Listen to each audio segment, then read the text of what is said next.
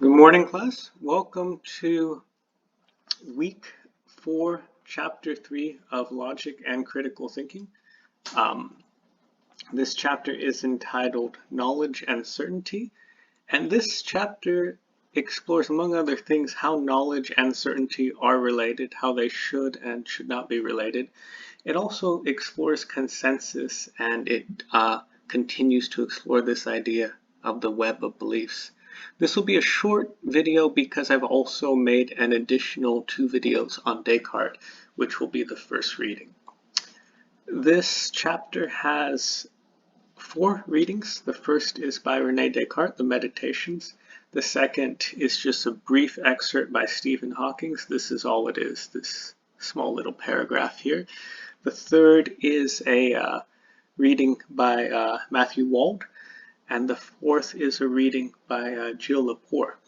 The first 2 readings, the one Descartes' Meditation and the one by Stephen Hawking, deal with how knowledge relates to certainty, and particularly how knowledge is related to this idea of foundationalism, meaning that before or you begin with knowledge or epistemology, the study of how we know things, by finding a foundation, something that is beyond doubt. For Descartes, it's I think, therefore I am. This is something he can't doubt. And then he proceeds to build a foundation for knowledge based on this one claim he is absolutely certain about. And this book sort of questions whether absolute certainty is perhaps too high of a standard for knowledge, or whether knowledge means something different than absolute certainty. If we weren't absolutely certain about something, would we still consider ourselves to have knowledge about this? And this is again where the book's concept of a warranted statement comes into play, and a warranted statement relating to consensus and the web of beliefs, because a statement is warranted based on how well it explains the other warranted statements in a particular web of beliefs. And the first set of study questions deal with this a bit. I won't go through the study questions. I want to focus a bit more on the exercise questions. The next 2 the next 2 articles deal with consensus, and the first by Wald deals more with consensus in events that people experience. And so this might say, well, if a bunch of people experience a particular event at a particular time, they should have like experiences. There should be consensus on what happened. And his article explores that this is not necessarily the case, and then he explores why it isn't the case. And so for critical thinking, if say 100 people witness an event and you get dozens of different accounts of what happened and they're incompatible, how do you go about figuring out what actually happened? So this is the article, the third article. And the fourth, by Gilles Lepore, this has to do with consensus concerning historical events and how historians arrive at what a consensus is for what happened in history. And so we have knowledge relating to certainty in the first 2 readings, and then knowledge related to consensus in the latter 2 readings.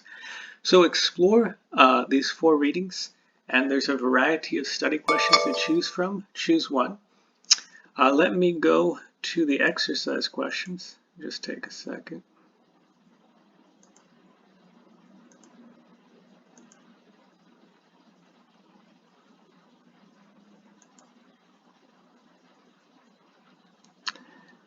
These are the second set of study questions. Let me go rather to the exercise questions.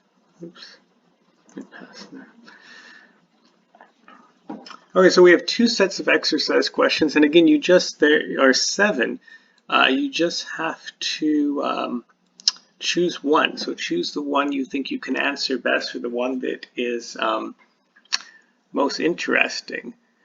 2 on section 3.2, can we ever be certain in what sense of infallible explain? So this again is going to explore this idea of absolute certainty versus something else. Why is consensus important? What does it tell us about our own web of beliefs?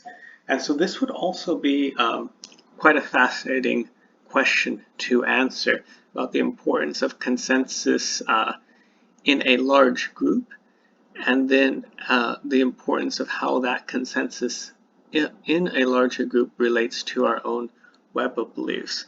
So for example, if you hold different core beliefs, can you still have consensus with others? The answer is yes, but explaining how, that would be interesting. Here, these two are interesting too. List 5 belief statements which you find yourself unable to warrant to others, but which are sufficiently enmeshed in your web of beliefs that you continue to believe them. Sufficiently enmeshed essentially means they're not necessarily at the core, but they're pretty close to the core. If you were to remove these beliefs, much of the web itself would have to be entirely restructured. And the question becomes for the critical thinker, why are they there if they are unable to warrant? And perhaps another way of saying, what is criteria for warranting certain beliefs? Right? Again, we have seen a bit of problem with absolute certainty. So what is the criteria? And why is it better to know something rather than just believe it? So if you choose that, be sure to distinguish between the two. So again, this video is a bit shorter because I also have 2 others for you to look at this time. But I hope this helps. Again, 1 study question and 1 exercise question. Please have those on due on Friday. Thank you very much. Take care.